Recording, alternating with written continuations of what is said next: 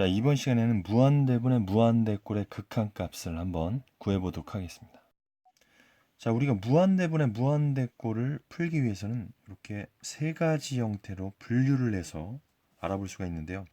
첫 번째는 분모 차수가 분자 차수보다 더 큰 경우고, 두 번째는 분모 차수가 더 작은 경우, 세 번째는 분모와 분자의 차수가 같은 경우로 나눠 볼 수가 있는데, 자, 일단 우리가 예를 들어서 자, 리미트 x가 무한대로 갈 때 x제곱분의 3x. 자, 이걸 보겠습니다. 그럼 x제곱분의 3x에서 우리가 무한대로 x가 간다면 전체는 무한대로 갈 겁니다. 자, 이때 우리가 주목해야 될 것은 요 2차와 1차의 관계입니다. 자, 요 1차 x제곱과 우리 3x의 증가 속도를 한번 우리가 비교를 해보면, 자, 예를 들어서 x가 1일 때는 1, 3. 이놈이 오히려 더 함수값이 크지요.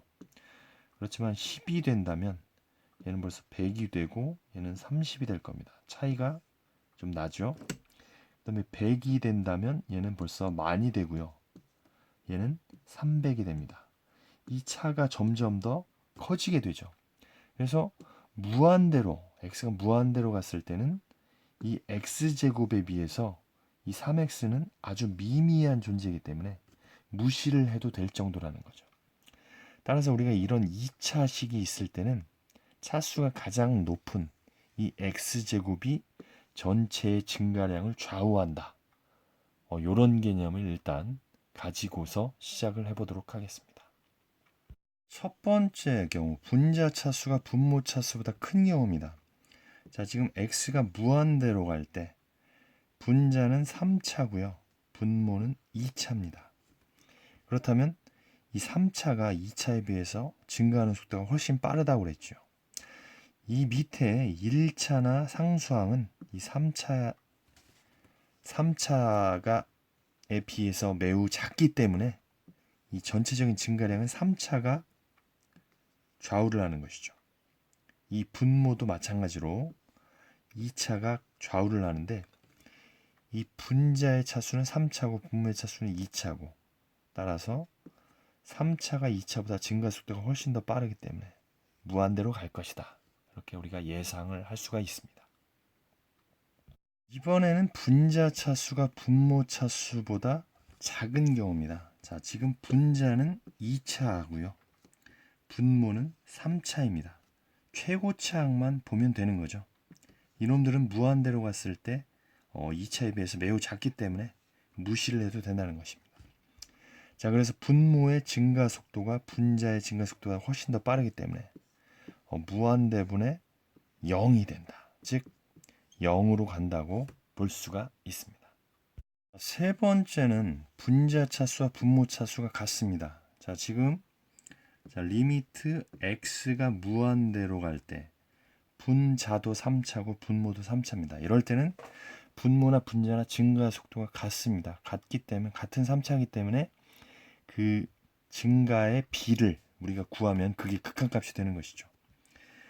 자, 우리가 앞에서 배웠던 것처럼 한번 풀어보면, 자, 지금 분자는 3차입니다. 3차. 그럼 3x 세제곱이 증가를 좌우하기 때문에, 증가량을 좌우하기 때문에 2x나 마이너스 5는 무시해도 된다.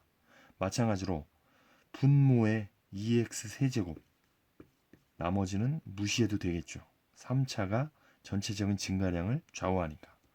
자, 이렇게 간단하게 쓰면 약분이 돼서 극한값은 2분의 3이다. 예, 이렇게 풀 수도 있고요. 또는 분모의 최고차항으로 각항을 나누어라. 뭐 같은 얘기입니다, 사실. 분모의 최고차항이 x세제곱이죠. x세제곱으로 분자 분모를 한번 나누어 보겠습니다. 같은 맥락인데요. 자, x세제곱으로 나누어 버리면, 자, 이것을 한번 다시 써보겠습니다. 자, 그러면은 얘는 2가 될 거고요. 얘는 마이너스 x제곱에 x3승하면 x분의 4가 될 거고요. 얘는 x세제곱분의 3이 될 겁니다. 그 다음에 얘는 3이 될 거고요. 약분이 돼서 얘는 x제곱분의 2가 되고 얘는 x세제곱분의 5가 될 겁니다. 자, 이 상태에서 우리가 전부 다 리미트를 뿌려주면 전부 수렴하니까 리미트를 각각 취할 수 있다. 그럼 얘들은 0으로 갑니다. 얘도 0으로 가고요. 얘도 0으로 가고 얘도 0으로 가기 때문에 결국은 2분의 3이라는 극한값을 얻을 수 있다. 이것입니다.